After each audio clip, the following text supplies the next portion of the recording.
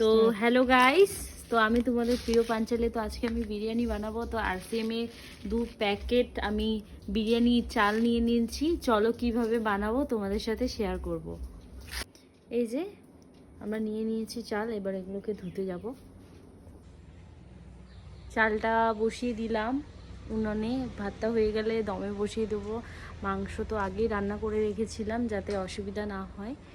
তো এবার ভাতটা বসলেই হয়ে যাবে। আর স্টুডেন্টদেরকে আসতে বলেছি 5টার দিকে, ওরা 5টার দিকে আসবে। তোমাদের সাথে শেয়ার করব কে কে আমার স্টুডেন্ট। আমার দিদিরও আছে, আমারও আছে।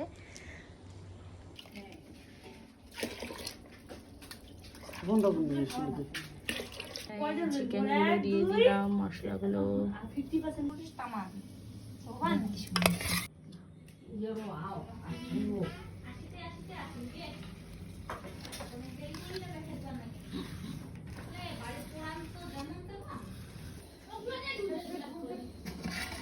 এই যে আমাদের বিরিয়ানি